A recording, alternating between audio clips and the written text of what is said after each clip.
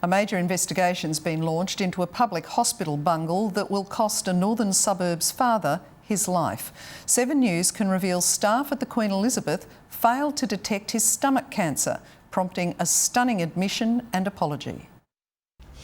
At 70, Klaus Berg should be enjoying retirement. Instead, he'll be lucky to see out next year. Every day I get up's a good day, I guess. It's terrible to sit here and watch someone die a little bit every day. After beating bladder cancer 10 years ago, he underwent regular scans at the QEH. Last July came the news he'd been waiting for. He said that everything's fine, it's all clear, we don't want to see you anymore. But Klaus was far from fine. He experienced rapid weight loss and stomach pains. More tests at the Lower McEwen revealed the unthinkable. There was extensive cancer at the top of the stomach. It's already spread to the liver. Stage 4, inoperable and terminal. It was a shock, especially since I had the all clear from the QEH. It should have been picked up. In April, with the help of his local member, Klaus wrote to the Health Minister. Dear Sir, 2 months passed and no reply, so we asked the Minister. Why is it taking so long? A lot of these matters are detailed. We're certainly very concerned about the issues that Mr Berg's raised. The next day, a letter did arrive by courier, admitting previous scans had shown signs of stomach cancer. I'm very sorry this has occurred. It's been despicable. It's been absolutely despicable. He does deserve more than an apology and a letter. The letter from SA Health confirms not only could Klaus Berg's cancer have been diagnosed sooner, but a review of his previous scans uncovered new findings, which doctors are desperate to discuss with him. But Klaus and Linda know it's too late. All right. It's not all right. You won't be here. You're going to be right. Mark Mooney, 7 News.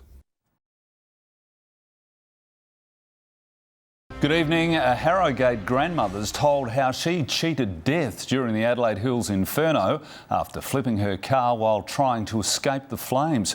Daniela McDermott became trapped in her burning vehicle and made a panic phone call to her partner, fearing she was about to be burnt alive. Returning to the charred wreck of her RAV4,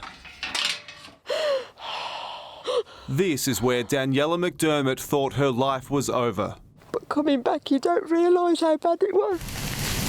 It was late Friday afternoon. The Cuddly Creek blaze was tearing through the Adelaide Hills straight towards Daniela and Jim's Harrogate property. I was getting prepared to fight the fire. So Daniela packed the car with valuables and hit the road with their dog, but soon realised it was too late. Everywhere else was black and burning. And as she tried to outrun the fire, her car flipped on its side. Daniela couldn't get out. With flames licking at the car, she made a frantic phone call to Jim, but the line dropped out. And all I heard was, I'm trapped in the car and it's burning. I didn't know if he'd heard me to come and fetch me. It was only by a stroke of luck that Daniela was able to make that fateful phone call. When the car rolled, everything in it was sent flying out of reach. And, trapped in her seat, the only thing Daniela could get her hands on was her mobile phone because it was still attached to its charger. She finally managed to get out, but Jack the dog was still inside. So I had to get back into the car, to smash the window out a bit more, to grab him out, to come out the window, because I couldn't have left him in the car. I could see the back of the car on fire. Jim, meanwhile, had gone out searching. As he rounded this bend, his heart sank. The car was ablaze and that's when I thought I'd lost her. That's when I thought she died. But Daniela and Jack had fled into a burnt-out paddock. And then I just heard this voice, I'm here, I'm here. And then I looked over there and she was over there. They made it back to their property to find part of it burning, but the home still standing. While these priceless possessions can never be replaced, they emerged with the most precious thing of all. Just so lucky to be here, so lucky. Mark Mooney, 7 News.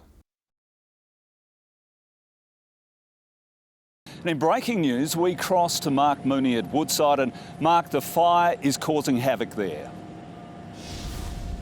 Yeah, it certainly is, Mike. We are on Bird in Hand Road, about 7 kilometres east of Woodside, and as you can see, these properties didn't stand a chance as this fire roared through just a short time ago.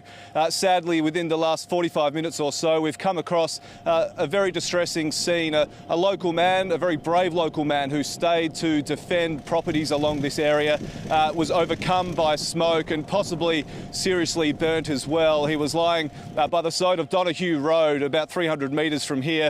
Another man there was seen trying to comfort him. He had a bottle of water. He was dousing this man's face, and there was a police officer there too in an unmarked car also trying to help. A short time ago they picked him up and put him in the back of that police car, and they've left here. Hopefully he is okay.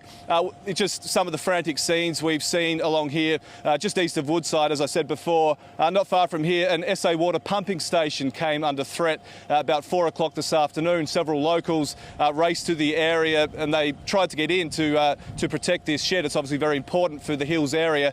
They didn't have the keys to the lock, so they were seen with a saw and bolt cutters trying to get into that property to save that shed. I can tell you that we've just been for a drive along here and it is still standing. But earlier on, many people had left. They took the advice and they got out of here, but some stayed to defend. And the animals we've seen, people just opening up their gates to their properties. We've had horses and cows and sheep, kangaroos, wildlife, just trying to do anything they can to escape these flames. And the firefight's certainly not over. Several towns, including Harrogate, some of the locals I was speaking to about half an hour ago, still very concerned. So this firefight is far from over, Mike.